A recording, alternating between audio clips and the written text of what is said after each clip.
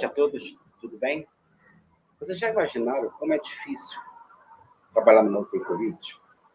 E para sedar o paciente entubado do respirador, como resolver isso? Como resolver a falta de medicamentos que nós estamos vivendo? Às vezes tendo que usar anestésicos, sedativos, glutaminogênicos, que não se usa há 20 anos, porque os mais modernos não existem mais no mercado, não tem dificuldade de entrar. Tá bem? Então, tudo isso nós vamos chamar hoje, para essa live, o Flávio Aniquino, que é vice-presidente da Sociedade de Anestesia do Estado de Alagoas, e é um intensivista e que tem vivido esse drama nos últimos meses, nas várias UTIs do estado dele. Vou passar o nosso moderador convidado e ele apresenta todo mundo. Vamos lá. Com você, Flávio. Boa noite a todos, pessoal. É um prazer muito grande, agradeço o convite do Márcio e de todos os colegas aí que indicaram o nosso nome para compartilhar a experiência. Então, para quem não me conhece, o meu nome é Flávio Aniquino, eu sou anestesiologista, sou intensivista. Tenho o prazer aqui de estar conversando com um grandíssimo amigo, irmão e parceiro, que é o Dr. Francisco Otaviano Franco dos Reis Filho, o famoso Chico Reis, a lenda da anestesia do interior de São Paulo, Campinas, tem uma experiência... Araras, né, Chico? Você também teve uma época na cardíaca, né? E trabalhamos juntos no centro cirúrgico e na UTI como intensivista, e é uma pessoa fantástica, super inteligente, super estudioso, e que está na linha de frente da Covid em Indaiatuba, vai poder passar bastante experiência na linha de frente ali. É um prazer muito grande. O Renato, eu acho que dispensa muitas apresentações, né? É um cara aí que revolucionou, um dos pioneiros aí do ensino da anestesia online, utilizando as ferramentas modernas. Você presta um grandíssimo serviço, né? Não só para os anestesistas, mas para os doutorandos, né? Tem muitos seguidores que você faz um bem muito grande para a medicina, democratizando o conhecimento. Muitos amigos, residentes de cirurgia, de clínica médica, que são seus seguidores, e com certeza eles vão estar assistindo a gente hoje. E um grande temor, né, da Covid, do tratamento, está sendo a sedar esses pacientes, né? A gente vê a cara de pânico dos colegas, lidando com aquela luta do paciente com o respirador, e até então eles ficavam na midazolam e fentanil, que era o que sempre se usou, e a gente viu que isso não está sendo suficiente para domar os pacientes com Covid em ventilação mecânica na terapia intensiva. Então está sendo uma curva de aprendizado muito grande. O anestesista foi chamado para fora do centro cirúrgico, está sendo requisitado para o acesso à via aérea, para a sedação, para o controle do paciente. E vocês são colegas que vão poder estar passando isso daí para a gente agora. Muito prazer, Renato, estar com você aqui, é uma satisfação muito grande, tá? Eu queria que vocês fizessem uma apresentação da titulação aí de vocês, de um breve currículo, para o pessoal sentir com quem que eles estão falando. Eu acho que isso é importante, dá credibilidade. Beleza. Vamos lá. Pode o Chico primeiro, Chico? Vai, Chico. Chico é mais velho. Um pouquinho mais. Boa noite a todos, obrigado pelo convite. Flávio, sempre é um prazer enorme trabalhar com você, a gente já participou de muitas coisas juntos, inclusive na diretoria da SAESP, congresso, essas coisas, nós temos uma formação acadêmica, sempre tivemos essa intenção. Eu sou médico anestesiologista, sou TSA, SBA, sou orientador corresponsável do CT de Sorocaba, minha formação toda foi na Unicamp, sou intensivista, sou titular da MIB, trabalho tanto na terapia intensiva, como trabalho também na anestesiologia. Eu tento repartir meio a meio, eu costumo dizer que meu tripé é minha mente é anestesia, meu coração é terapia intensiva, mas minha alma é ensinar. É mais ou menos isso que é o Chico Reis, que hoje está nessa frente, tentando passar por essa tempestade chamada Covid. Muito prazer a todos, muito obrigado pelo convite. Que legal, Chico. Pô, fiquei emocionado com suas palavras aí, muito legal. Eu acho que esse prazer em ensinar, eu compartilho também, tenho esse prazer. Dr. Flávio, obrigado pelas palavras, né? Eu agradeço também ao Márcio pelo convite, né? Eu acho que é um assunto extremamente importante.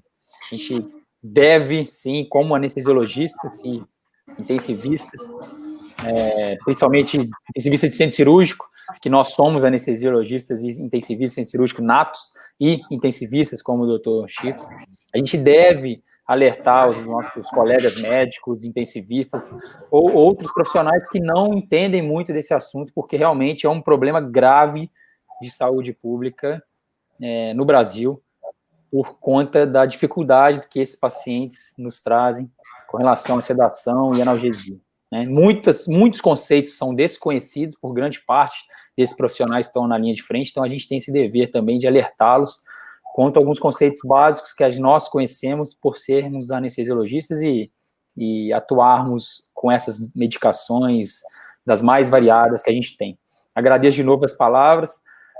Na verdade, eu tento, desde aí, no final de 2018, ajudar de alguma forma a compartilhar conhecimento, horizontalizar o ensino, né, democratizar, né, e eu acho que com essa pandemia isso está se tornando cada vez maior, o alcance, né, o ensino está cada vez maior, as informações estão chegando por tudo quanto é lado, mas de uma forma positiva. Eu acho que a pandemia vem para trazer isso também para a gente, sabe?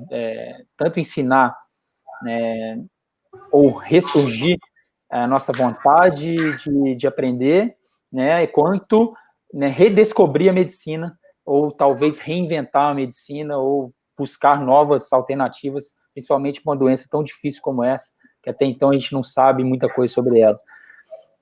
Eu sou, para apresentar, me apresentando, né, eu sou médico anestesiologista, eu fiz residência na USP em São Paulo, depois eu vim para Ribeirão Preto, sou médico assistente aqui, anestesista do HC USP Ribeirão Preto, sou coordenador da dor aguda da unidade de emergência, e daí que surgiu esse meu prazer em atuar no combate e na prevenção da dor no paciente crítico. Então, acabei desenvolvendo um projeto, um protocolo de analgesia para as UTIs da unidade de emergência, que virou dissertação de mestrado,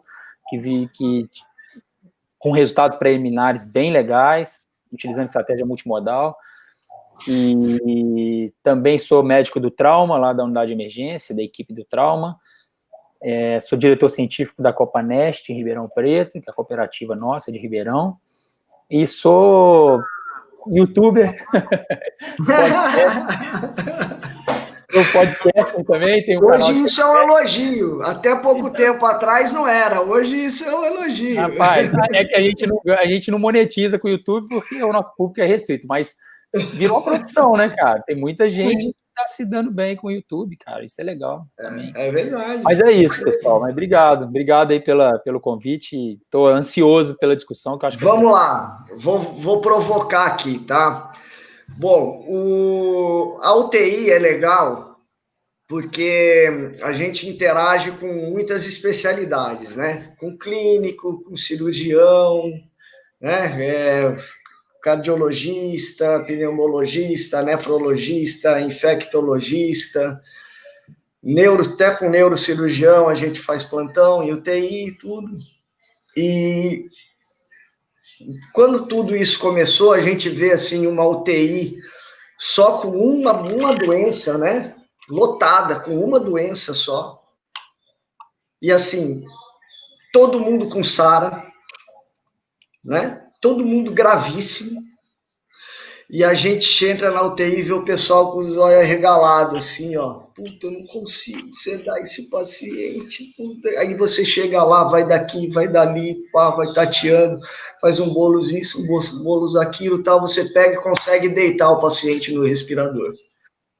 Aí ninguém fala, nossa, vocês são magros, como é que você conseguiu isso? Eu fiquei o plantão inteiro tentando e não consegui. Bom, tem diversas nuances que a gente pode abordar com relação a isso. Mas eu vou fazer uma pergunta que não quer calar, que todo mundo quer fazer. Como é que vocês fazem a sua sedação de rotina em UTI? Então, Renato, Chico é mais velho, você fala primeiro, depois o Renato fala e depois a gente conclui aí e faz um bem bolado sobre esse primeiro tópico. Vamos lá. Vamos lá. A sedação na terapia intensiva, ela apareceu, ela sempre existiu e o objetivo sempre foi meio conflituoso. Se eu for ver nos últimos 30 anos como intensivista, o que seria uma sedação, muita coisa mudou, né? Muitos conceitos mudaram, desde o despertar diário até agora, os novos conceitos com relação ao ICAST, ao PAD. Pois bem, no início, quando a gente optou em sedar um paciente, era justamente fazer com que ele ficasse parado e aceitasse o ventilador. Esse era o objetivo da gente. Os ventiladores eram muito pouco acessíveis, difíceis controles e eram pobres tecnologicamente falando, né? Eram muito pobres. Poucas possibilidades ventilatórias a gente tinha, comparado com hoje, que eu tento estudar algumas e eu mantenho 5 para poder ficar confortável. Pois bem, muito mudou. Mas se você vê quantos ventiladores mudaram nos últimos 20 anos e a nossa sedação é a mesma. Né? Ou seja, apareceram algumas medicações novas, alguns conceitos novos, mas eu duvido que menos que 85% das UTIs no Brasil usam fentanil do Harmonite, que eu usava desde a década de 90. E os ventiladores mudaram. Mas espera aí, o conceito não era esse? Adaptar ao ventilador? E o ventilador não mudou? E nós não adaptamos a sedação? Claro, é muito cômodo. Isso fez, Flávio, isso fez, Renato, a terapia intensiva, como você mesmo falou, ficar muito concentrada no tipo de sedação e não ampliar seus conhecimentos, coisa que hoje está sendo exigida. Há pelo menos 4 anos eu estou mudando essa ideia na terapia intensiva, desde quando começou a teoria do PADS, desde quando começou em 2016, 2017, a teoria do ECASH, aonde o objetivo nosso na terapia intensiva com relação à sedação, o que é? Conforto.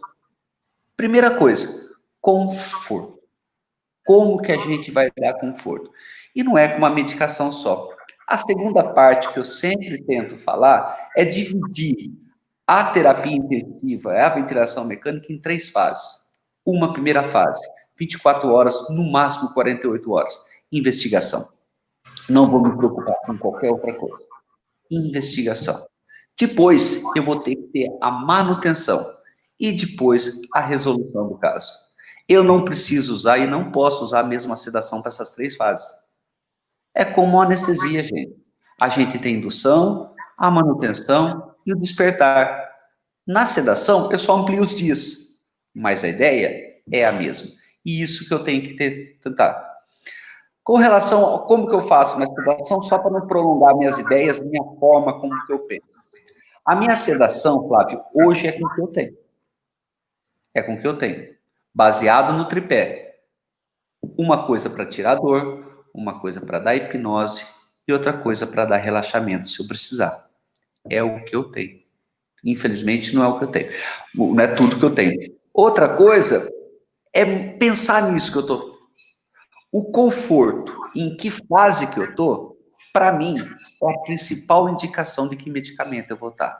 Se eu estou na investigação, eu posso fazer qualquer sedação que me dê pelo menos 24 horas para saber o que está acontecendo. Na manutenção, eu quero saber quanto tempo eu vou ficar com esse paciente.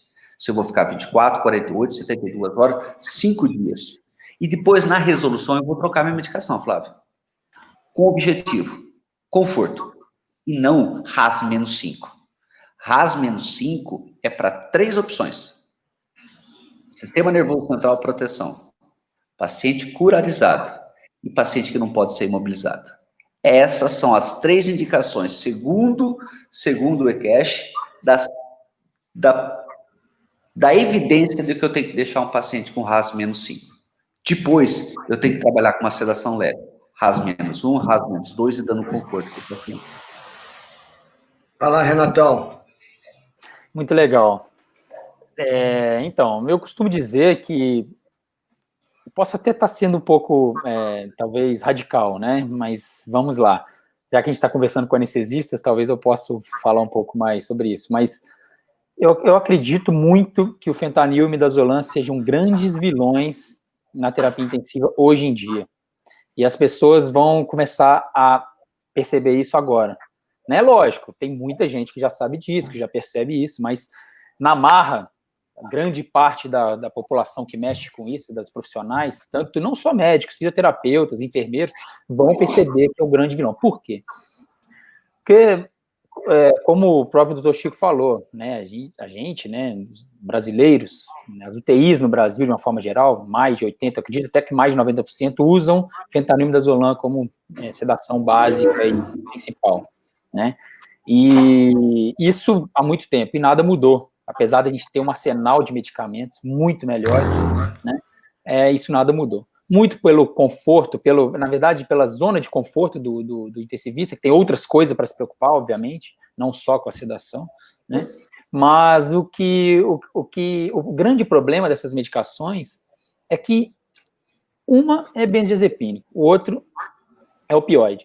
E são 2 classes de drogas que uma vez que você prescreve ou administra no paciente, você casa com o paciente. É obrigação do médico que prescreve um benzodiazepínico ou um opioide para o paciente, que ele já imediatamente já pense no desmame, já programe uma forma de desmame para que não desenvolva nem tolerância, nem hiperalgesia pelo opioide e nem síndrome de abstinência. Eu acho muito grave as pessoas aumentarem a dose, virar as costas, passar o plantão e os outros e ninguém se preocupar com isso, né? É muito ruim deixar um paciente, fazer o paciente se tornar dependente de 2 drogas psicotrópicas, assim, que tem um alto potencial de causar dependência, e depois virar as costas e não diagnosticar nem prevenir nem diagnosticar uma síndrome de abstinência. Eu acho que esse é um grande mal que acontece nas UTIs hoje, né? Você vê pacientes usando 40 ml de hora de fentanil, 50, 60 ml hora de midazolam, e os pacientes super tolerantes e às vezes com hiperalgesia, que são 2 conceitos básicos para nós, mas que para a grande maioria ainda não é, e ainda são ou negligenciados ou são desconhecidos, né? Então, eu acho que uma das formas que eu gosto de utilizar justamente na sedação desses pacientes é exatamente, talvez, muito parecido com o que o doutor Chico falou. A gente tem que saber se esse paciente tem uma programação de ser estubado em menos de 24, 48 horas ou não.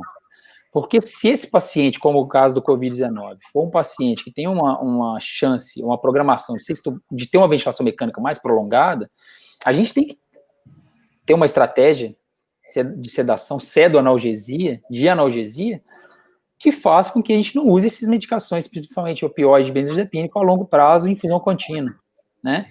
E aí que tá, o grande lance para mim é esse, é você se programar, utilizar drogas que vão prevenir síndrome de abstinência, que vão prevenir hiperalgesia, que vão prevenir tolerância dessas medicações, e utilizar o menos possível. Por outro lado, eu acredito muito na analgesia. Eu acho que sem analgesia não há sincronia com o ventilador, né? Sem analgesia há uma potencialização da resposta inflamatória do paciente, com milhões de efeitos colaterais e morbidade, que a gente sabe que o paciente com dor tem, né? Talvez muitos profissionais não sabem disso, ainda acham que o paciente sedado, né, com tubo na boca, na traqueia, não tem dor, e não é verdade. Então, acho que a analgesia tem que ser o carro forte disso tudo, porque, como o Dr. Chico falou, né, conforto, e conforto é analgesia. Eu acho que o próprio último guideline da Sociedade Americana já diz isso, né? Na verdade, o de 2014, 2013, se eu não me engano. Ele já falava analgesiar mais, sedar menos, né? Então, acho que agora, mais ainda, a gente tem que fazer isso. Então, pensar na analgesia primeiro. E aí, quando a gente fala em analgesia, a gente fala assim, beleza, será que nossas UTIs consideram a dor como quinto sinal vital nas UTIs? Acredito que poucas, né? Será que as UTIs nossas avaliam a dor de forma rotineira, como o guideline recomenda? A dor deve ser monitorizada rotineiramente nas UTIs, assim como os outros sinais vitais. Será? Aí, beleza. Será que utilizam a avaliação correta ou escala comportamental validada no Brasil, ou monitores para avaliação de dor, tipo BIS, ou que na Europa já utiliza monitores de nocicepção, que no Brasil ainda não tem? Será que fazem isso? Acredito que não, a grande maioria não, né? E assim, o paciente, às vezes, taquicárdico, consumindo oxigênio pra caramba, miocárdio, né, citocina para tudo quanto é lado, explodindo a citocina, né, resposta inflamatória como a própria Covid faz. Se tá com dor, isso tudo triplica, quadruplica, né? Então, assim, isso às vezes não é diagnosticado. E quando você pega a literatura, você vê, né, que na própria literatura estrangeira fala, a dor na UTI ela é negligenciada, ela é subtratada, ela é mal conduzida, né? E aí tem alguns trabalhos já com protocolos de analgesia em UTI que já mostram resultados diferentes, tipo, que a dor, quando ela é rotineiramente monitorada, você usa menos opioide, que o paciente tem menos tempo de ventilação mecânica, que ele é estubado de forma mais precoce. Tem um monte de coisa já na literatura estrangeira mostrando essas evidências. Então, acho que a gente tem que focar muito na analgesia e na prevenção desses efeitos colaterais que essas drogas fazem. Acho que isso é primordial acima de qualquer coisa. Ó, essa...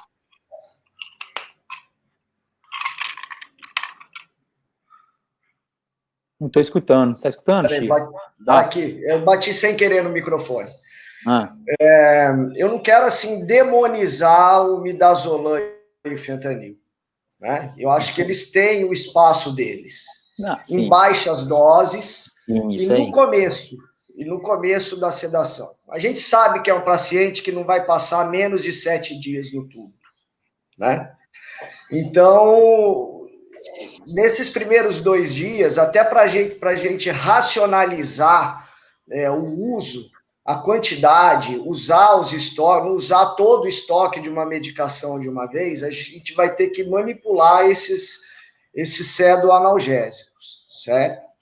Mas o que eu tenho percebido é que, na maioria das vezes, teve um exemplo agora, sexta-feira, de uma menina de 25 anos, ela chegou de um hospital de campanha entubada, ela foi entubada às 10 horas da manhã e chegou na UTI às 10 horas da noite.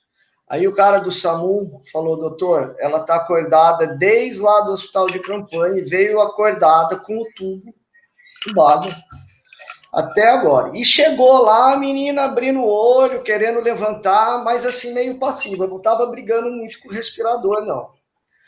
Aí o que eu tinha na hora? Eu já peguei uma ampola de midazolam de 15 miligramas, fiz um bolos, peguei um fentanil, 2 ml, fiz um bolos de fentanil. Na hora da passagem ali, ela passou, deu 15 minutos, a menina estava acordada.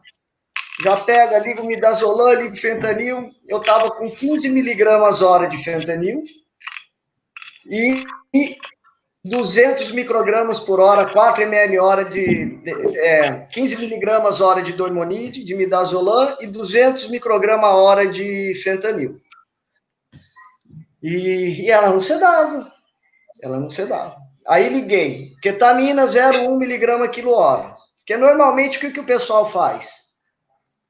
Taca fentanil, taca dormonide. Mas não dava, já fiz um monte de midazolam, já fiz um monte de fentanil, você viu que ela não, você tem que ir pelo outro lado. É isso que ela quer. Né? Aí ela deu uma quietada, mas ainda ela acordava com estímulo auditivo. Você chegava, chamava ela pelo nome, pelo ouvido, ela abria o olho. Aí entrei com um pouquinho de propofol, um empurrãozinho de propofol. 20 microgramas quilo minuto de propofol, aí ela sedou. Bom, no dia seguinte, Passei o plantão, ela estava bem sedada, acomodada. No dia seguinte, o pessoal, olha, fulana está difícil de sedar, né? Falei, olha, tira já o midazolam, já tinha dado 24 horas de midazolam e faz hipnose com propofol só. A gente chegou e foi subindo o propofol, fazia bolos de 2 ml, o fentanil não mexendo na dose, continuava em 4 ml hora, a ketamina 0,1 mg quilô, e na nossa avaliação, e a gente já entra com gabapentina também, 75 miligramas, logo na primeira prescrição, de 12 em 12 horas. Na nossa avaliação, ela não tinha dor, ela não contraía os braços, não fazia careta, mas ela abria o olho. Não estava taquicárdica, nada. Só sei que a gente chegou numa dose que aí ela deitou no respirador e dormiu mesmo, de 120 microgramas quilo minuto. Dava 50 ml hora de propofol para ela. Essa foi a dose-alvo que a gente conseguiu chegar. Sem precisar curarizar ela. Primeiro, otimizando a sedo-analgesia. E assim ela ficou. Foi na sexta, hoje é terça-feira, ela continua bem sedada. Até agora, sem curar. Então, o que eu quis chegar com isso daí? Esses pacientes de Covid, eles são mais difíceis de sedar do que os pacientes com outros tipos de doença. Não é isso que vocês estão vendo? Uhum. Como é que você rebola nesse é um chumbo trocado, porque é desesperador, né? Muitas vezes a gente percebe que não é falta de anestesia, que o estímulo respiratório está vindo de outro, é mais central, é um estímulo neurológico. Você já tratou a dor, ele continua combativo no respirador, não adianta mais você ficar tentando otimizar a analgesia. Não é isso? Aí nós vamos ter que passar por curarização, não tem jeito. Tratar a acidose, tratar a hipocalemia, né? Tratar a hipercarbia, né? A própria resposta inflamatória, aquele monte de bradicinina, de citocina. Às vezes um pulmão hiperdistendido também, hiperdistensão alveolar também dá estímulo neural, né? Como é que vocês lidam com isso daí? Tem alguma outra coisa, uma outra sugestão que vocês têm aí feito na experiência de vocês? Vamos lá. Flávio, realmente, eu quando fala de Dormoni, de fentanil, eu vejo o Renato falando isso, eu quero bater palma e dar aleluia, Senhor. Eu também compartilho desse pensamento, filhote. Eu compartilho desse pensamento. Eu vejo algumas coisas acontecendo na terapia intensiva, onde o paciente está com RAS menos 12, desculpa a brincadeira, e chocado, e aí alguém tem uma ideia boa. Se eu estou bem sedado e ele está chocado, eu entro com noradrenalina. E a gente vê todos os trabalhos do mundo mostrando que os piores desfechos estão relacionados aos pacientes mais tempo entubado e usando noradrenalina. E aí eu falo, meu Deus do céu, o mal está perpetuado. Você põe um bis no cara, tá em 0, né? Corre atrás do papo. Você vai lá, tira a sedação, estabelece o movimento, diz que PAM não precisa ser de 9, não precisa ser de 8, 65 é uma boa dose. E no final do dia você deixa o paciente com muito menos sedação e sem noradrenalina. E o rim volta a funcionar. Que delícia isso. Eu falo, meu Deus do céu. Doutor Chico, o que você fez? Eu falei assim, eu não perpetuei o mal. Flavinho, eu vou agora concordar com você com relação ao Dormonide e fentanil. A gente não está na hora de inventar. Não estamos na hora de inventar. Agora nós temos que trabalhar com aquilo que a gente sabe. Eu não posso chegar para uma equipe de, 15 intensivistas, e que triplica, vira 45 do nada, chegar para eles, agora eu vou ensinar você a usar propofol, remifenta e ketamina. Não vai dar. Tem uma história boa disso, viu? Agora, por outro lado, já que eu estou trabalhando nessa vertente há pelo menos 4 anos, e com os residentes isso é muito mais fácil, né? O doutor Domingos Braille, grande Domingos Braille, que me falece esse ano, um grande professor meu, ele virou e falava assim: Chico, ensinar burro velho é foda. Ensinar burro velho é complicado. Vamos ensinar os moleques. Então, o que eu faço? Ensinando os meninos, eu consigo chegar e alcançar o meu objetivo. E como isso foi mudando, sabe? Foi entrando ketamina, propofol, gabapentina, lidocaína, metadon, morfina, tramal. Como isso foi entrando durante esses 4 anos, hoje os pessoal falam assim: Chico, mas como esse Dormonide, como esse propofol é bom, né?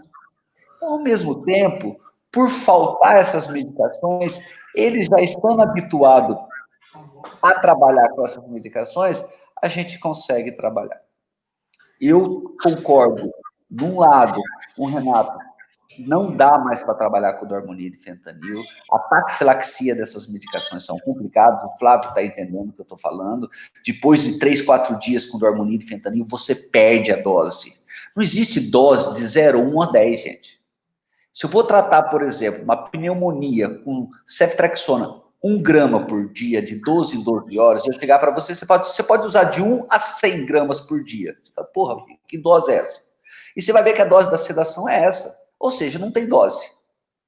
É terapêutica dependente. Agora, por outro lado, eu vou concordar com o Flávio. Não dá para inventar nesse momento. Não dá. Alternativas, Flávio, é multimodal. É multimodal. E se o paciente ele estiver desconfortável com o ventilador ou com a terapêutica que eu quero fazer, porque isso é que vai matar ele, a gente morre de falta de ar. Se isso vai impedir, na minha terapêutica, eu curar isso. Eu curar isso pelo menos 48 horas, que é o que o último guideline diz com relação ao desconforto respiratório agudo do paciente. Vamos pensar que é o pulmão 2 de Gadione, que ele diz que justamente é o pulmão da Sara, não o pulmão inicial, onde eu posso prever essas coisas. Vai, Renato. Não, perfeito, concordo 100% com o Chico. Na verdade, acho que o mais importante é passar esse conhecimento de que existe a tolerância, né, quem estiver usando o midazolam e fentanil, saber diagnosticar essa tolerância, a hora de não aumentar mais o fentanil e midazolam, a hora de entrar com outras medicações, né, e diagnosticar a hiperalgesia, né, é aquele paciente agitado que não teria motivo maior para ter uma dor daquele tamanho, né, e que pode ser induzida pelo fentanil num simples bolos, né, que muitas vezes o intensivista faz isso, né, faz um bolos aí de fentanil. Em vez de fazer um bolos de fentanil, faz um outro analgésico, né, até a rotacional o opioide, usar uma morfina, ou uma ketamina, né, ou uma lidocaína, enfim, lá, por exemplo, no protocolo lá do HC, que é a minha dissertação, que virou um protocolo institucional, a gente faz o seguinte, diagnostica o paciente que tem provável chance de ficar mais de 48 horas entubado. Esses pacientes, a partir de 48 horas, começa a desmamar o midazolam e fentanil, entendeu? Então, assim, todos praticamente começam com midazolam e fentanil, a não ser o neurotrauma, que já tem o protocolo de neuroproteção com propofol. E aí, o que a gente faz imediatamente quando o paciente tem suspeita de mais de 48 horas, que vai ficar mais de 48 horas entubado? Metadona, via sonda nasointeral, porque a metadona, ela vai prevenir a síndrome de abstinência do fentanil, quando a gente for desmamar o fentanil, ela possibilita a gente tirar o fentanil de forma mais rápida e não escalonado, igual de 20% a 30% a cada 2, 3 dias, como alguns artigos mostram, né, recomendo. Então, a gente consegue, a metadona, ela também tem a propriedade de ser antagonista em NMDA, então, ou seja, ela é anti-hiperalgésica também, então ela previne síndrome de abstinência, previne a indução da tolerância, que ela diminui a chance de você ficar aumentando o fentanil, porque ela confere analgesia, e, enfim, em doses até 100 miligramas por dia, ela é super segura, principalmente em nefropatas, em hepatopatas também. As concentrações séricas não são tão grandes, não variam tanto em pacientes que têm insuficiência renal ou são hepatopatas, enfim, é uma droga segura, mesmo com a chance de prolongar QT e ter bastante interação medicamentosa. Mas, enfim, então a gente usa a metadona, né? Só que ela tem um efeito colateral que a gente observa muito, é o ilho paralítico. Então, o que a gente faz? Se tem ilho paralítico, a gente utiliza lactulona, a gente utiliza lidocaína venosa, porque ela é pró-peristáltica, e aí se aí a gente avalia a escala comportamental, que é a BPS. Se o paciente tem uma escala ao repouso sem dor menor que 5, menor ou igual a 5, a gente não aumenta a metadona de manutenção e nem entra com outros analgésicos adjuvantes. Agora, se ele tem a BPS aumentada só em procedimento de mudança de decúbito, punções, troca de fralda, troca de curativo, a gente utiliza a morfina uma vez só.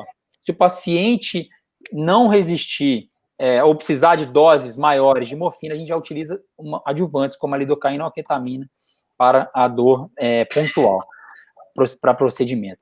E aí, se a BPS continuar muito alta ao longo do dia, por exemplo, passou 3 avaliações, a BPS continua alta, o que a gente faz? Ou aumenta a metadona, ou entra com uma ketamina em infusão contínua, ou uma lidocaína em infusão contínua, para tentar para fazer com que a gente não aumente o opioide. Então, a gente vai jogando assim. Todos os pacientes recebem gabapentina, né? Gabapentina é super tolerável, né? Em pacientes nefropatas, a gente deixa... Qual a dose você entra, Renato? Então, nefropatas, né, ou seja, com clearance de creatinina alterada, a gente entra só com 300 uma vez ao dia. Já com pacientes com função renal normal, 300 de 12 em 12. Metadona, 10 de 12 em 12, no primeiro momento.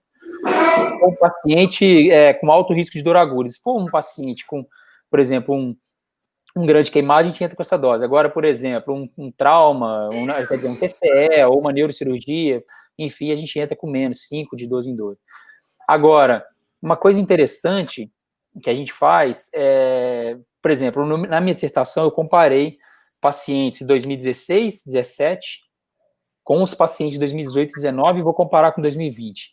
A gente começou com o protocolo em 2018. E aí, num primeiro momento, vocês podem falar assim, poxa, mas a estratégia multimodal, você utiliza muitas drogas. A dexmetomidina também já está junto, tá, no protocolo. Para pacientes que têm dificuldade de desmame, ou pacientes agitados, agitação refratária, a gente usa dexmetomidina por 48 horas. E aí a gente tenta transicionar para clonidina via sonda também, para não gastar muito a dexmetomidina, porque é mais caro. Enfim, aí vocês podem falar assim, poxa, mas a estratégia multimodal você usa quantidade de droga muito mais caro, né, do que você usar midazolam e fentanil. Só que é muito interessante, porque nessa de você usar só mono ou dupla terapia, você estimula muito a tolerância, né? Então, os pacientes começam a utilizar, em vez de 4 ampolas por dia de midazolam e 4 de fentanil, eles começam no terceiro, quarto dia a usar 6 ampolas de cada. Aí, na primeira semana, 8 ampolas de cada por dia. E aí você vê, quando eu ponho num gráfico, o consumo de midazolam e fentanil em 2016, 2017, onde não tinha essa estratégia multimodal, cara, era assim, 70 mil ampolas por ano, uma UTI com 20 pacientes. E aí você multiplica pelo preço da ampola, é um custo absurdo, 70 mil ampolas de fentanil, 70 mil ampolas de midazolam. E aí quando você entra com estratégia multimodal, um comprimido de metadona, 10 centavos, gabapentina, mesma coisa, 5, 10 centavos, né? Clonidina, mesma coisa. A dexmetomidina, que é mais cara agora, era 120 reais, passou para 80, agora é 20 e poucos, 30. Então, assim, aí o que acontece? Quando você usa estratégia multimodal, você vê no gráfico o consumo de midazolam e fentanil despencando. Hoje, a nossa UTI lá da unidade de emergência consome 20 mil ampolas de midazolam e 20 mil de fentanil.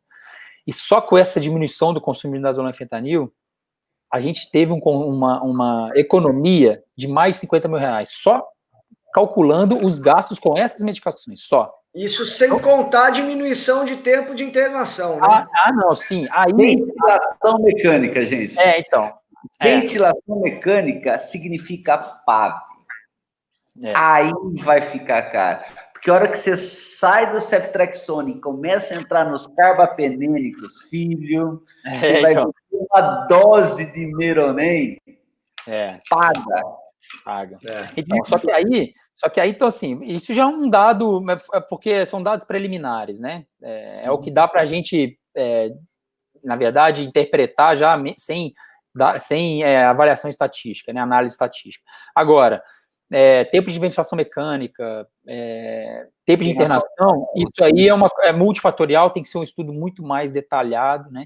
Mas a fotografia do trabalho, eu posso dizer que foi essa. Agora, incidência de infecção diminuiu. Agora, por quê? Precisa ser uma outra análise para avaliar se realmente teve alguma evidência com relação ao melhor controle álgico. Mas o que eu quero dizer é isso. Então, assim, o consumo de midazolam e fentanil diminui muito quando você utiliza estratégia multimodal, sabe? Isso a gente viu na prática aqui com 20 pacientes. Sem contar que você falou assim, tem vários aspectos, né, também com uma sedação mal feita. Por exemplo, você numa live comentou com relação ao balanço hídrico do paciente, né? Então, isso é interessante, porque eu vejo muito... Vamos abordar isso. O Chico falou uma coisa interessante de ensinar a roda hoje, numa situação dessa, o pessoal que não entende, ele teve um caso interessante. A gente estava tratando de um colega de trabalho e a gente colocou, ele estava utilizando o bis, a gente estava fazendo uma analgesia multimodal nele, com dexmedetomidina, lidocaína, cetamina e propofol alvo controlada, a bombinha lá no esquema de Marshall, né? E a gente foi lá e todo dia a gente passando, né, na UTI, orientando, né, como a dose, como é que estava, o alvo do bis entre 40 e 60, e a gente atingiu um alvo de propofol, alvo controlado, de 1,5 micrograma por ml. Isso estava dando ali uma média de infusão de 15, 20 ml hora, super pouco, para um adulto de quase 100 quilos, né? 20 ml hora de... Mas ele mantendo um bis super confortável, deitado no respirador, com uma toma mais de 50% de acometimento, o cara pronado, a gente pronou ele algumas vezes. Sei que num dia acabou o propofol, a gente não estava no hospital, o colega do técnico de enfermagem foi trocar a seringa e colocou lá 1,5 ml hora de propofol. Ele zerou a bomba, não soube programar, né? A enfermagem que saiu do plantão não orientou, tal. Puta, o cara acordou, meu. 10 minutos ali, o cara segura, tal, vai. Aí, chegamos no dia seguinte, o cara com dormonide. Falou, não, esse negócio aqui não é pra gente, a gente sabe, melhor a gente fazer o que sabe, isso que o Chico falou. Quase leva tudo a perder, entendeu? Isso é complicado. Tem bagulho de aprendizado para você fazer uma anestesia bem feita, como a gente faz, na beira do leito, né, de olho no paciente. Ali é meio complicado mesmo, a gente querer... Ô Flávio, você está falando uma coisa interessante. Na verdade, esses pacientes de Covid precisam de anestesia, cara, né? Se você pensar bem... A base. Então, ou seja, nós precisamos... tratamento é uma anestesia bem feita. Em março, abril, quando o Marcelo Amato começa a falar sobre... Eu conheci o Marcelo em 97. Eu falei assim, meu Deus do céu, quem é esse capial que vai dar aula para mim, né? O cara é um gênio. Eu lembro disso. Quando ele começou a falar assim, gente, o paciente de Covid é um paciente anestesiado por 3 semanas. Pior que é verdade, né? Fantástico, é isso aí, cara. A média mundial é 8 dias, nós estamos chegando a 15 dias, tá, no Brasil. Só para vocês terem uma ideia dessa dificuldade que a gente tem com relação ao staff, condições financeiras, técnicas.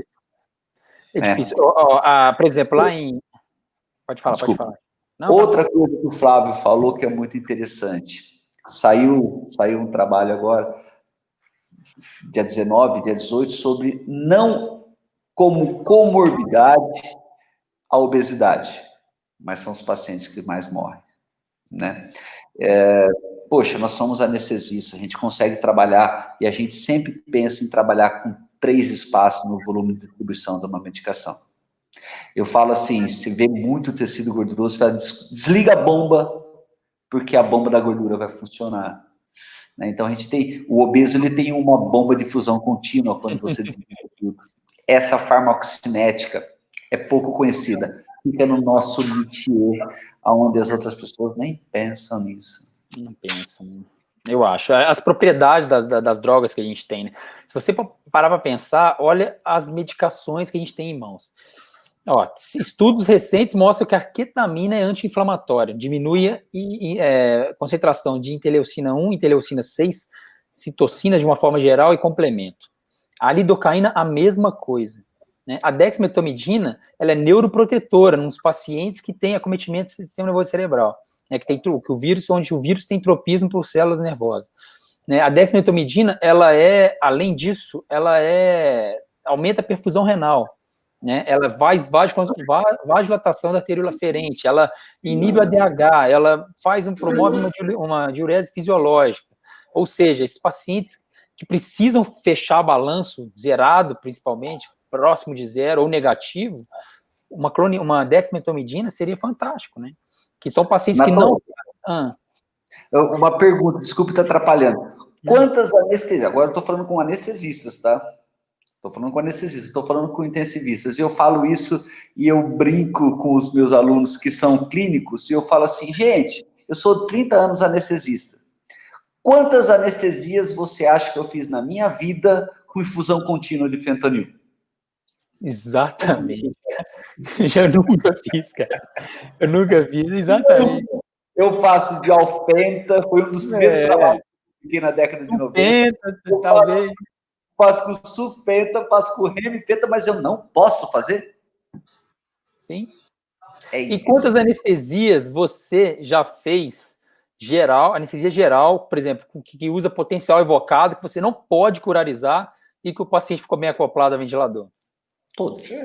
Praticamente. É lógico, o paciente com Covid é um paciente diferente, cara, mas a gente anestesia, paciente alcoolizado, paciente drogadito, jovem, né? Jovem. Até vídeo com laparoscopia, né, Chico? A gente fazia sem curare. Então, sim, cara. Aquelas 30 minutos de cirurgia. Ó, eu tive uma oportunidade de anestesiar um paciente com Covid na UTI, que foi a primeira traqueostomia aqui do HC de Ribeirão, né? O anestesista vai, é recomendação, né? A gente fazia uma anestesia no paciente, obviamente, né? E aí foi o pessoal da cabeça e pescoço, tá? E aí era um paciente obeso, muito obeso, e o relato do pessoal da UTI era o seguinte, olha, o paciente consome de tudo, não tem medicação que faça o paciente sossegar, é difícil de sedar. Eu falei, tá bom, vamos lá. Primeira coisa, eu não vou usar nem benzodiazepínico, nem opioide, porque eles vão, foi o que mais ele usou na UTI até agora. Homeopatia, né?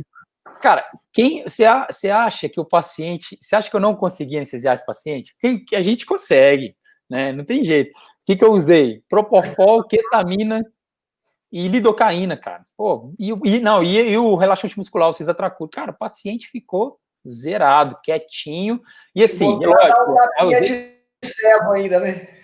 Então, eu usei, eu usei relaxante muscular, beleza, mas o paciente ficou com a pressão, com a frequência super, como se tivesse anestesiado realmente, tá? E não usei opioide, então assim, os intensivistas, eles não sabem, eles não têm esse tato com as medicações, eles não sabem que algumas medicações que a gente usa são anti-hiperalgésicas, que são como é que se diz, que produzem diurese fisiológica, ou que são anti-inflamatórias, ou que não inibe ventilação, né, ou que não dá depressão respiratória, como a ketamina, a dexmedetomidina. Então, às vezes, eles não sabem dessas coisas, né, e a gente tem esse tato, né, então acho que é importante a gente, aos poucos, tá capacitando, ensinando, ou então até atuando na UTI. Muita gente falou assim comigo, pô, Renato, mas aí você tá divulgando aí um conhecimento que nós anestesistas temos, que daqui a pouco a gestão do hospital vai chamar a gente para ficar fazendo coisas fora do centro cirúrgico. Então, como se estivesse reclamando, né? Eu falei, cara, mas isso é fantástico, a gente está perdendo tanto espaço, cara, né? Tem tanta gente, por que um hospital não poderia contratar mais anestesistas, né? Se o gestor do hospital perceber que a gente tem outras áreas de atuação que a gente pode complementar dentro do hospital, então eu acho que é importante essa atuação nossa.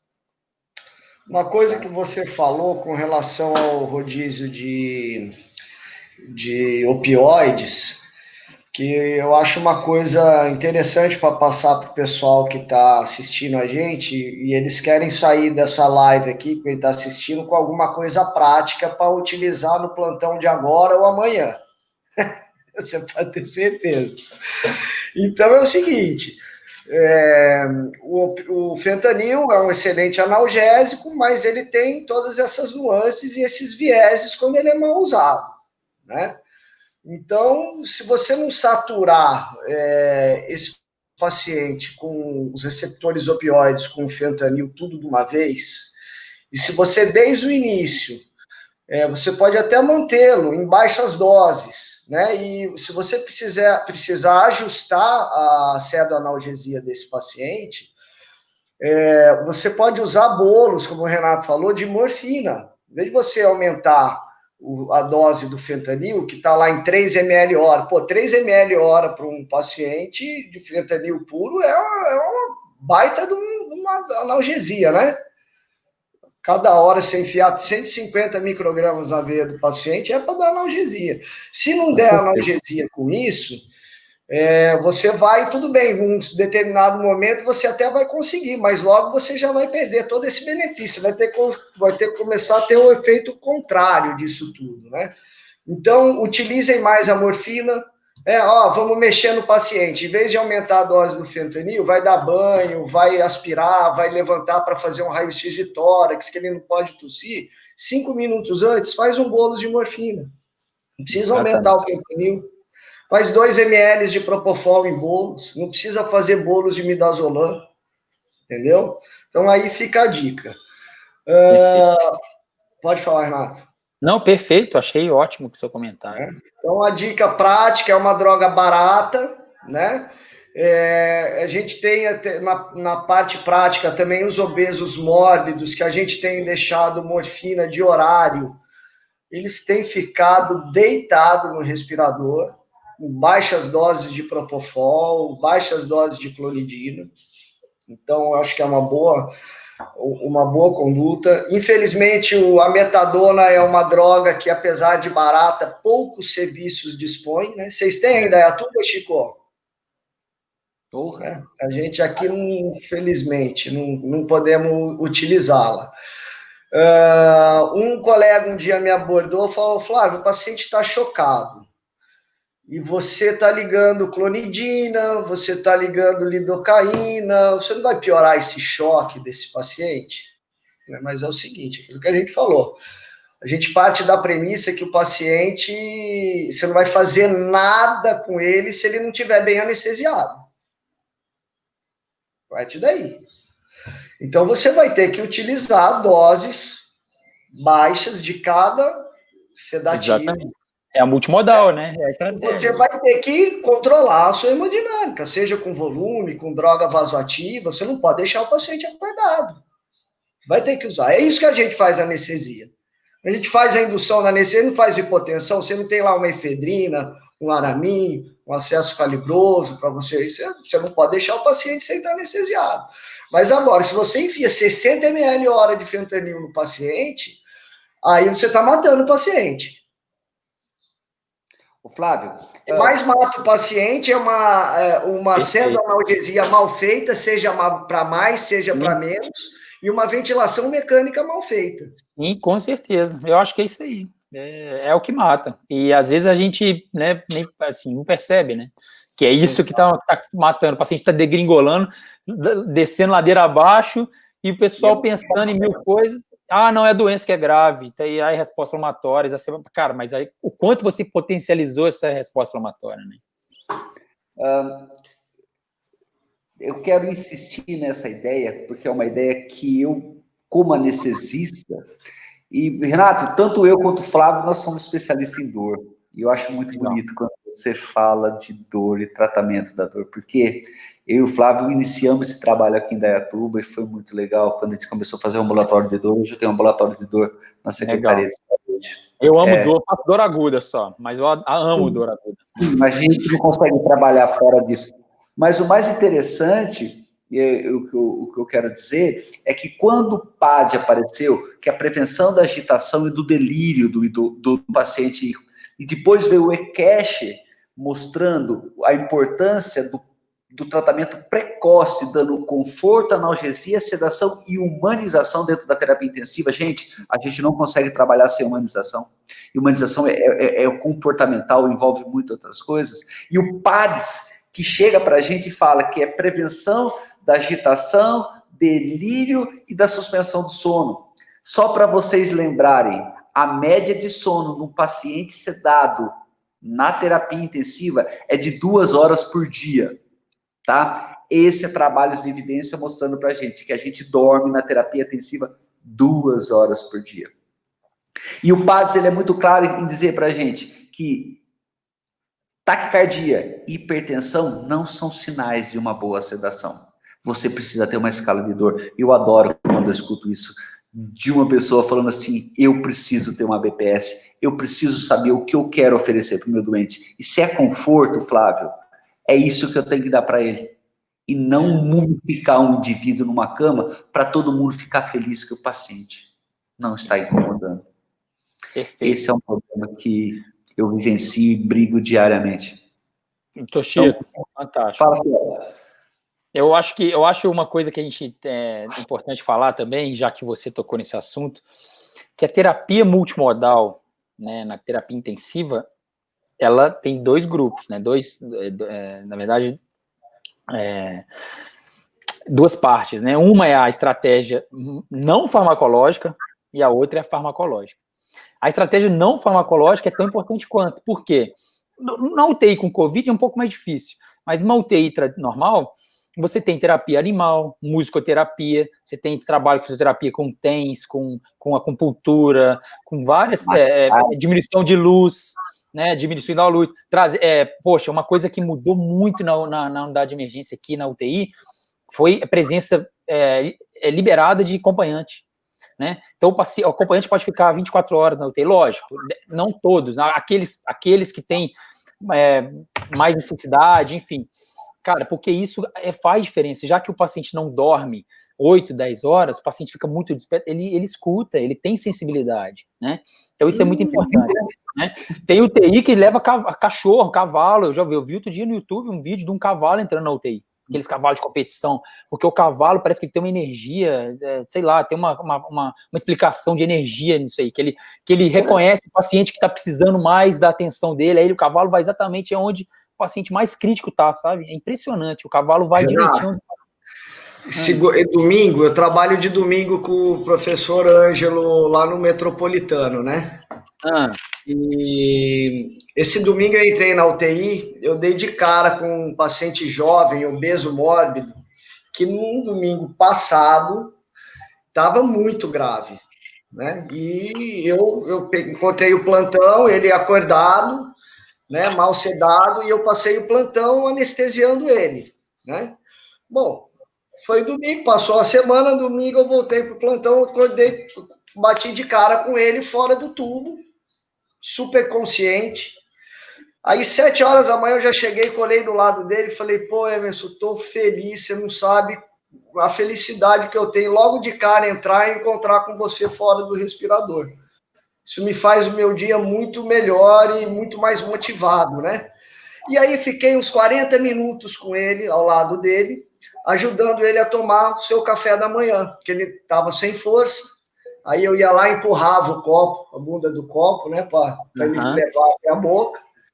A colher, comendo mingau, batendo papo com ele. Aí ele falou, doutor, ó, a técnica, a enfermeira fulana de tal, o fulano de tal, falou o nome de todo mundo, que esse me tratou mal, esse tratou o paciente do lado mal, fez isso, fez aquilo, que o paciente estava morrendo, falou tudo, ele lembra de tudo que aconteceu na semana, nome das pessoas, falou, ó, eu estava deitado na cama assim, com dor, meu braço doendo, querendo voltar pro corpo, o pessoal passava, olhava para mim assim, desesperador. Então, é importantíssimo. Uma outra coisa que eu comentar, já que o Toshiro falou da BPS, lembrar que a BPS é uma escala comportamental e ela tem utiliza de 3 parâmetros, né? A expressão facial, movimentação dos membros e acoplamento e ventilação mecânica. Quando você curariza esse paciente, acabou. Se você não consegue, a BPS está excluída. Você exclui esse paciente da avaliação. Ou seja, o que eu quero dizer com isso? Que você perde o principal parâmetro que nós temos hoje de avaliação de dor numa UTI, porque se a gente não tem BIS, se a gente não tem monitor de nocicepção, a gente não pode usar parâmetros hemodinâmicos num paciente crítico para avaliar dor, que obviamente esse paciente está cheio de viés, né, ou inflamação, hipovolemia, droga vasoativa, não dá para a gente confiar, né? Então a gente usa BPS. E aí o que eu vejo acontecer? O paciente está agitado, ele está com hiperalgesia, ele não está acoplado à ventilação mecânica, eles vão lá e curarizam. Quando curariza, o que acontece? Esse paciente pode estar o quê? Mal sedado, então ele pode estar consciente. Esse paciente pode estar com dor, ele fica 48 horas curarizado, você imagina quanto vai estar a frequência cardíaca desse paciente? 130, 140. Já né? peguei. Então, e aí, resposta inflamatória com menos solta, né? Então, o que acontece? Por exemplo, ontem eu estava conversando numa aula também, a gente teve uma aula do HC aqui de Ribeirão e tal, aí o doutor Murilo do Einstein estava falando também, aí eu perguntei, doutor Murilo, o que vocês fazem aí no Einstein, o que estão fazendo? Ele falou, olha, a gente utiliza BIS nos pacientes, a gente não tem BIS para todo mundo também, a gente utiliza BIS nos pacientes curarizados. Eu falei, perfeito, então, porque já que você perde a escala BPS de avaliação, você usa o BIS para conferir, né, confirmar que o paciente está bem sedado, curarizado, e que o BIS também, pela eletromiografia, você consegue ver se o paciente está tendo nocicepção, então é de forma indireta, talvez, mas assim, você consegue. Então, é interessante ter o BIS. Agora, você imagina numa UTI, pelo Brasil afora aí, né, que tem o mínimo de monitorização possível, mínimo de bombas de infusão, né, as pessoas não conversam com o fisioterapeuta ou não tem um especialista em ventilação mecânica naquela situação. Ou seja, ajuste fino de assincronia, difícil de ter ali, porque não tem um especialista para ventilação mecânica que possa fazer isso, né? Aí você não tem monitorização de dor, você não tem monitorização da profundidade da sedação, e aí você vai lá e curariza esse paciente. E aí, para conforto, né, seu, já que você quer ver o paciente, pelo menos, sem brigar com o ventilador, você mantém essa colorização aí por 4, 5 dias. Você imagina a resposta inflamatória que esse paciente vai fazer. É impressionante, né? Então, acho que a gente tem que pensar o seguinte, antes de curarizar, confirmar que o paciente está sedado, que está analgesiado, entendeu? Porque senão fica uma coisa louca.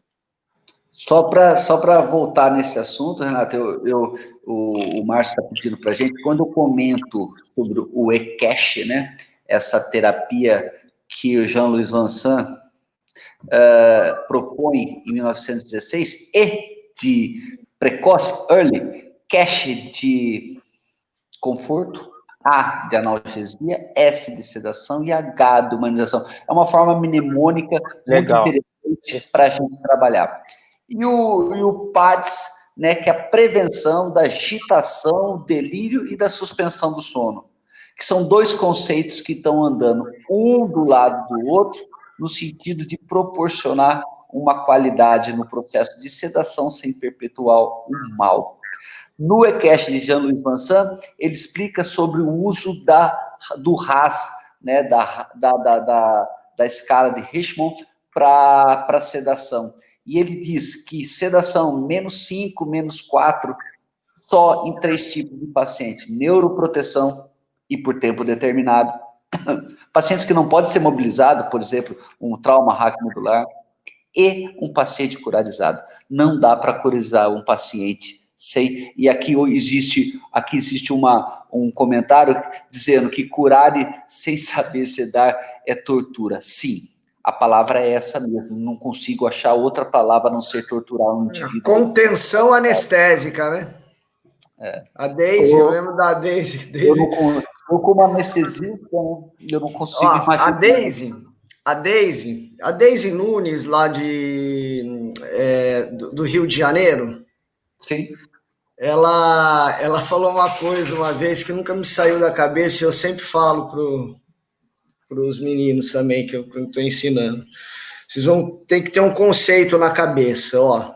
O paciente com uma boa analgesia, até canção de ninar faz ele dormir. não é verdade? Perfeito. Então, cara, fantástico. Tem que anotar essas frases que estão falando. Pode cantar no ouvido dele que ele dorme. Entendeu? Então, tem que partir desse princípio. Exatamente. Então, uma boa analgesia significa o quê? O cara não ter hiperalgesia. E o cara não...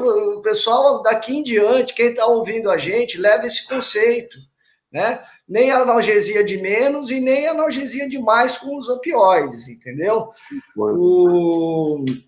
Agora, sim, tem uma pergunta dos colegas que estão assistindo, Chico. Falou do Propofol e do remifentanil, né, em infusão contínua. Tem o seu espaço? Tem. Se você for imaginar, por exemplo, qual é o objetivo base que você tem, a sua proposta de sedação, eu entendo que o Propofol e o remifentanil na fase de resolução, naquela proposta que eu falo para vocês entre investigação, manutenção. Agora, Papito, eu aprendi com você isso. É difícil. Para nós anestesistas, nós estamos falando assim, tipo assim, arroz com feijão. Na terapia intensiva, onde vários protocolos são colocados, cabeça, tórax, abdômen, desde um macio desconforto respiratório até uma insuficiência respiratória por falência miocárdica. É muita coisa para o intensivista, né?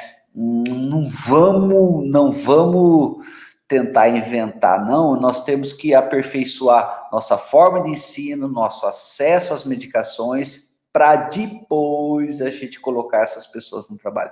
Seria até injusto chegar e falar para um intensivista, amigo meu, falar assim, viu, entra com Propofol e remifentanil, porque eu ia proporcionar para ele uma certa ansiedade, no sentido, poxa, o que eu posso fazer de certo que eu não estou conseguindo? E aí estragar tudo que está acontecendo.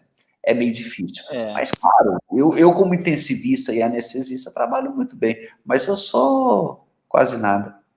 Então, eu acho que é por aí. Eu acho que a gente é especialista em sedação, né? A gente seda pacientes das mais variadas formas, né? Criança, adulto, idoso, para tudo quanto é tipo de situação, né? E, então, a gente as pessoas devem enxergar isso na gente como especialistas. Então, por exemplo, eu lá aqui no HC, na unidade de emergência, como eu sou coordenador da dor aguda, e eu tenho esse protocolo, eu tenho uma facilidade, eu gosto muito do pessoal da UTI, a gente tem uma troca de conhecimento, sem vaidade nenhuma, tá? Então, assim, os intensivistas me chamam, a gente troca ideia, o que eu recomendo, eles fazem, se for uma coisa que vai de encontro com o pensamento de todo mundo. Então, eles me enxergam como um especialista para determinadas coisas que vai ajudar, vai agregar. Então, eu acho que o anestesista devia ser visto dessa forma dentro do hospital, entendeu? Consultor, né? Igual quando você chama um nefro para uma interconsulta, um neuro, né? Então, por exemplo, você está com dificuldade de um paciente com Covid, está muito agitado, você está suspeitando que ele esteja fazendo ou então um paciente que não acorda, você está suspeitando que está com estado pós-ictal, que ele está fazendo encefalite, alguma coisa, você não vai chamar o neuro? Mesma coisa, você está com dificuldade para sedar? Chama o anestesista. Está com dificuldade para desmamar a sedação? Chama o anestesista. Eu acho que é por aí. E aí a gente vai ampliando nossa área de atuação, vai sendo mais reconhecido, mais valorizado, né? Só um parênteses rapidinho que eu ia falar, falando do que o Chico falou, o guideline de 2013, ele fala Clinical Practice Guidelines para prevenir, né? Vou falar em português. O manejo de dor, agitação e sedação, né?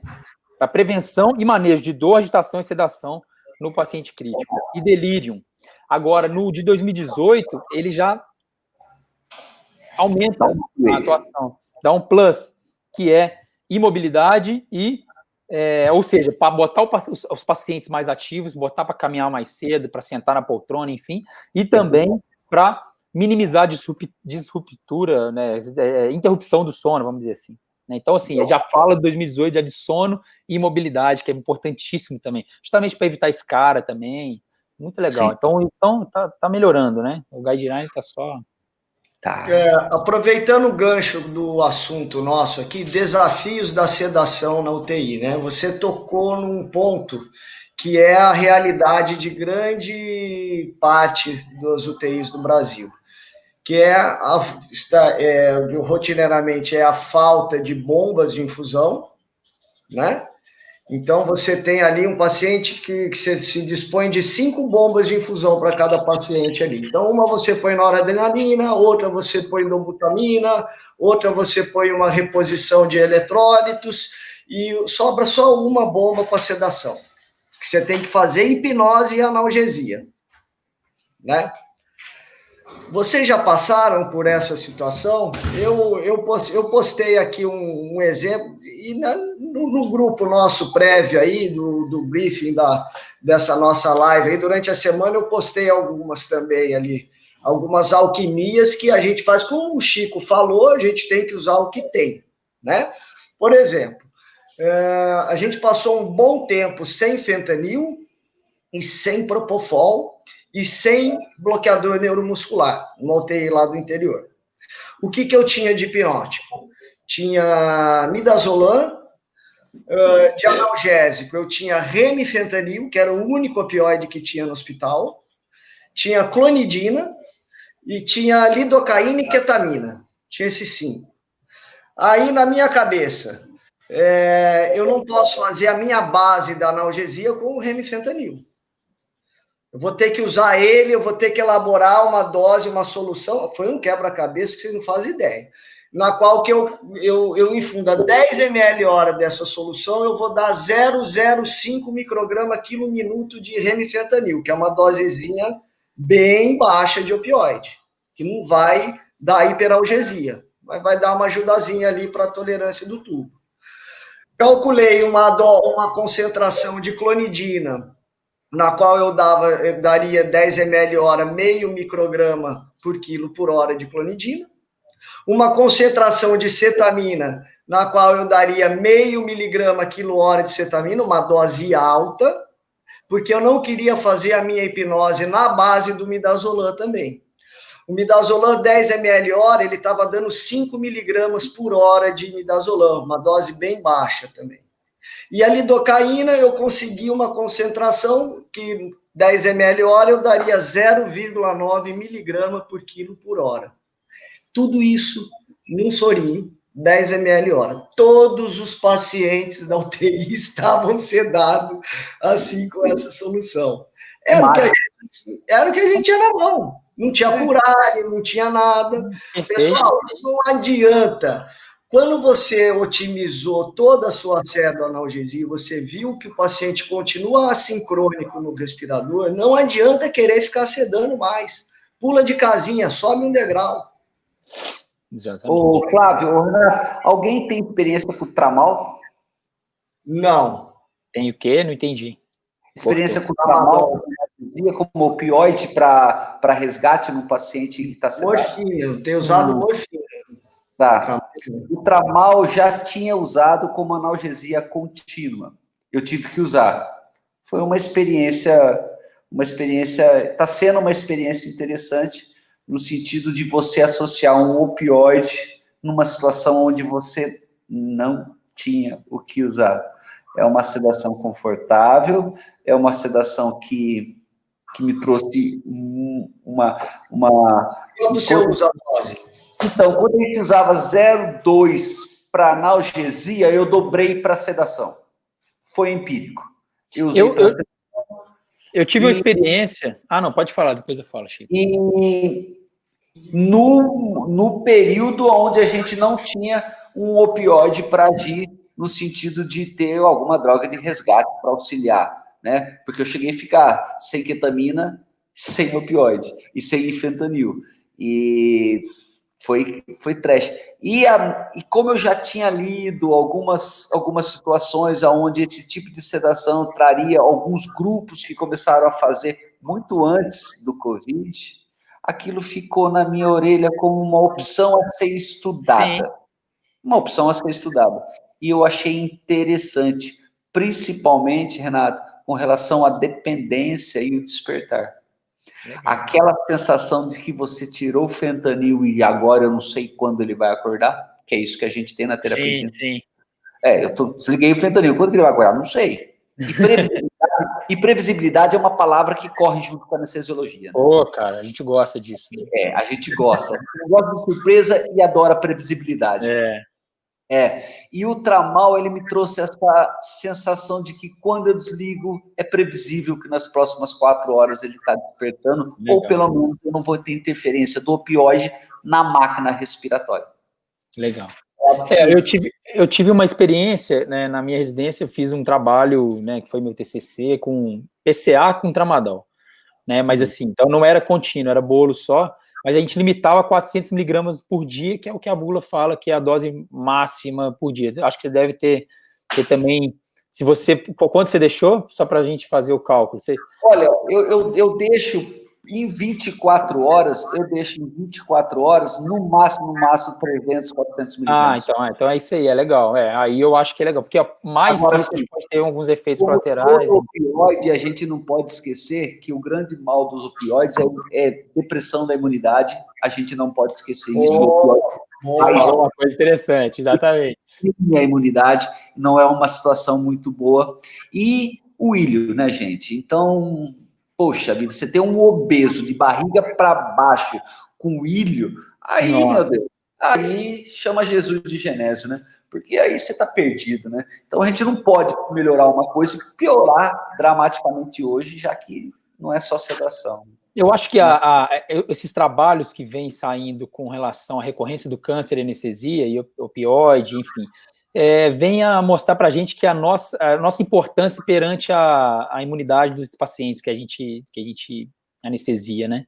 E a nossa anestesia, ela imunomodula ou imunoprotege, né? Ou ela imunossuprime. E a gente tem que ter essa noção das medicações que a gente usa. Então, acho que você falou uma coisa fantástica que vale a pena ser dita mesmo, sobre a imunossupressão, né, com relação ao opioide. Você usa muito opioide, você imunossuprime o paciente, você diminui células natural killer, você diminui a imunidade celular, né, isso é importante falar mesmo, muito legal, Chico, é interessante.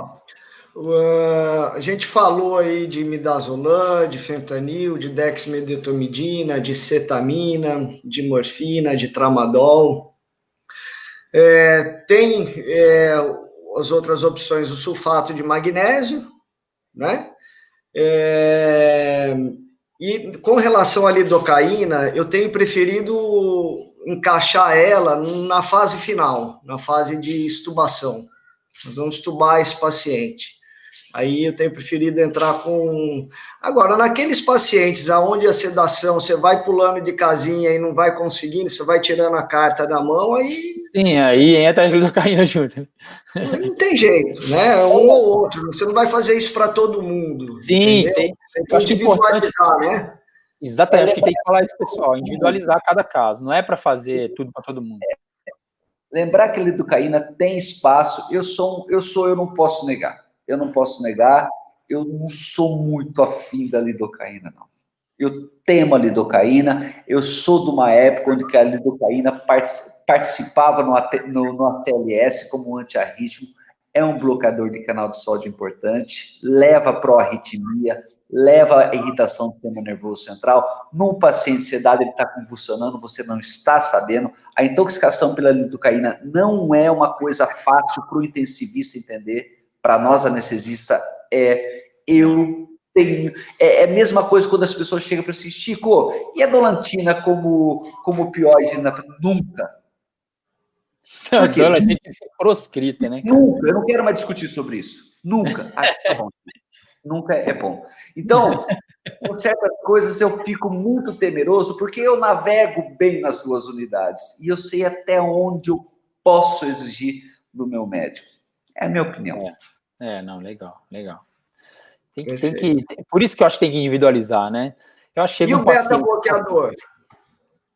Você está tratando o efeito, você não está tratando a causa. Mas como propriedade também anti-inflamatória, imunomoduladora, né? Tem algumas... ele tem umas propriedades mesmo, né? Na sepse, você tem trabalhos na sepse com beta-bloqueador também, com trabalhos mostrando que diminui dor pós-operatória, diminui consumo de opioide, mas na terapia intensiva, né, mais difícil, se fosse um esmolol aí, né? O esmolol, fosse um paciente com uma resposta eu acho arriscado, né?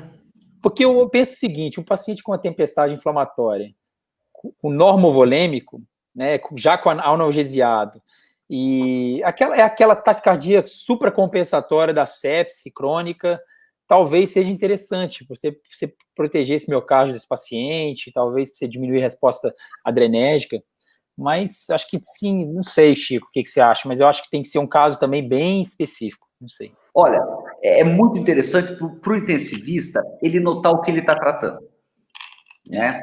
Então, uma tempestade inflamatória, sim, mas por que ele está taquicárdico? Eu tenho que ver se ele não está com bexigoma, eu não tenho que saber se ele está hipovolêmico, eu tenho que saber se ele não está com dor, eu não tenho que saber se tem um tubo que não está bem colocado, está na traqueia e não está na corda vocal, ou seja, até que ponto, e eu falo isso para os meus alunos, você quer usar beta-bloqueador por quê? Você quer tratar o efeito ou quer tratar a causa?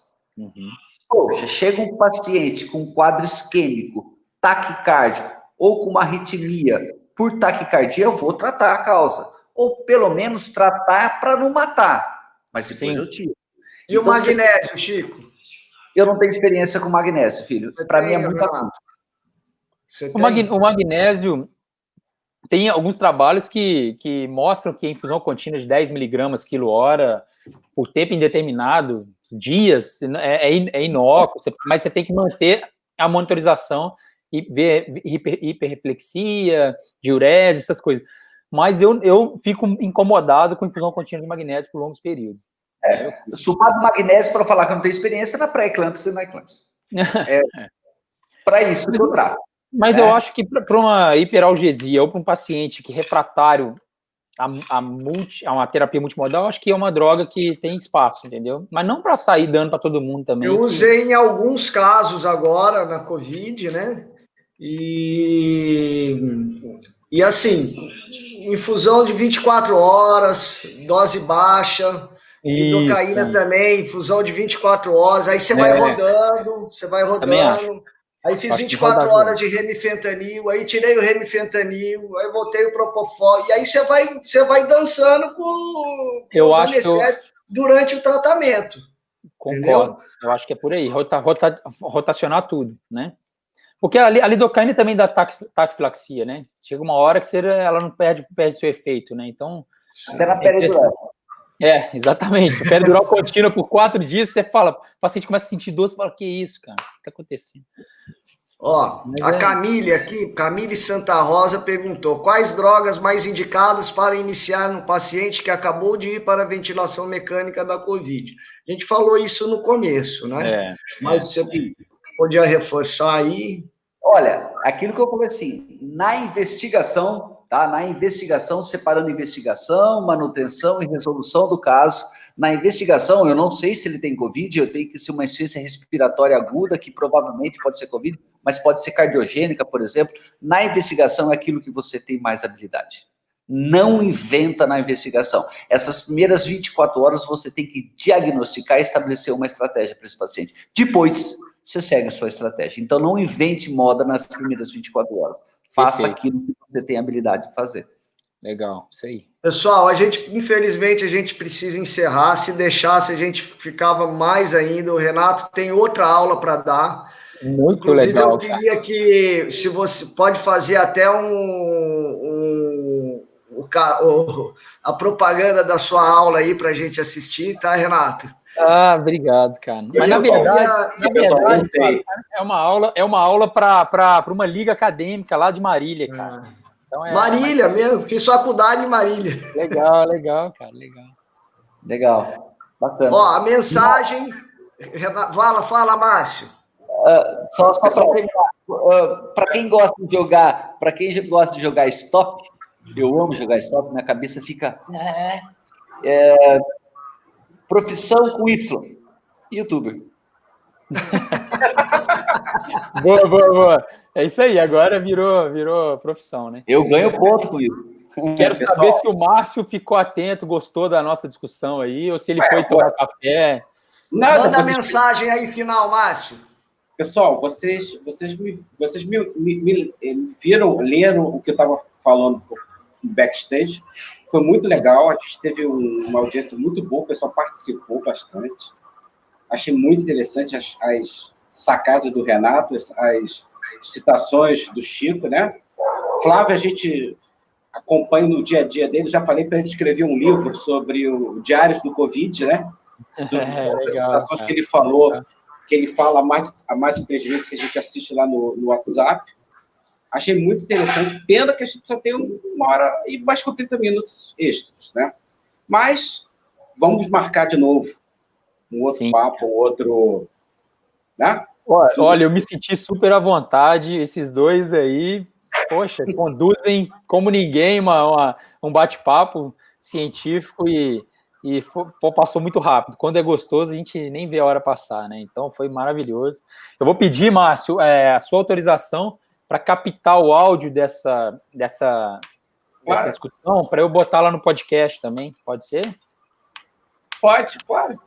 Obrigado. Fica tranquilo. O negócio é colaborar. Pessoal, muito obrigado a todos. Chico, fala. Eu que agradeço. Para mim, essa ideia de colocar a mente da gente no sentido de ensinar, de mostrar. E é grau de evidência, né, gente? A gente é grau de evidência. Quando a gente vira expert, a gente passa a ser grau de evidência. E como eu faço em sedação e anestesia, eu acho que isso é importante para a realidade de hoje. Eu agradeço a todos, muito obrigado. Que Deus nos ajude nesse momento tão difícil, que a gente possa ajudar um pouco. Eu falo para as pessoas, um pouco para mim é muito para muita gente, então eu não vou me abster de esforço para poder ajudar essa população que tanto precisa numa situação tão difícil. Eu nunca imaginei, nos meus 30 anos de medicina, ter que fazer ou vivenciar o que eu estou vivenciando, mas eu não vou ser mentiroso para vocês, eu sempre me preparei para isso. Eu sempre me preparei para isso, para uma situação difícil. Então, pode vir que nós estamos aqui. E eu acho que isso vai passar, se Deus quiser. Muito obrigado a todos, eu fico de coração aberto. Renato, ver um moleque jovem desse falando tão bonito e pensando tão bonito sobre a dor, isso me traz uma alegria tão grande, velho. Me traz uma alegria. Cara. Já eu e o Flávio, nós somos velhos trabalhadores braçais e estamos nessa vida da acadêmica há muito tempo. Eu queria deixar uma mensagem aqui para quem assistiu a gente, então, mensagem prática, né? Então, vamos lá. Aquele analgesia bem feita, até a canção de ninar faz dormir. Analgesia multimodal, nem de mais, nem de menos. Os pacientes morrem, sim, de analgesia, pseudoanalgesia mal feita, né? Seja para menos ou seja para mais. Morrem de ventilação mecânica mal feita. Então, lembrar dos keywords aí, né? As keywords tolerância, vai lá, Renatão. Tolerância, hiperalgesia, abstinência, conforto, né? Os efeitos colaterais, todos falaram aí, da constipação, né? O paciente, às vezes, acaba retardando a alta da UTI em virtude de ilho paralítico, em virtude de uma iatrogenia que a gente fez. Monitorização da dor, né? Rotineiro. Monitorização da dor. Né? Investigação, e resolução. Essas fases que o doutor Chico falou também, fantástica. Pessoal, grava isso. Investigação, manutenção e... Eu adoro. Uma coisa que eu adoro é a sistematização do tratamento, né? Você criar... Rapaz, é isso que a gente precisa aprender um com o outro, né, cara? Cada um tem uma experiência aqui. Olha só, cara, isso aí você não vê, você não lê isso, né? É muito legal, muito legal. Muito bom. Isso aí, pessoal. Obrigado, viu? Obrigado a todos. Parabéns e obrigado, viu? Obrigado, pessoal. Valeu pelo convite. Obrigado. Grande abraço. Valeu. Abraço, Renato. Abraço, Chicão. Obrigado, Chico, Flávio, Márcio. Um abraço. Valeu.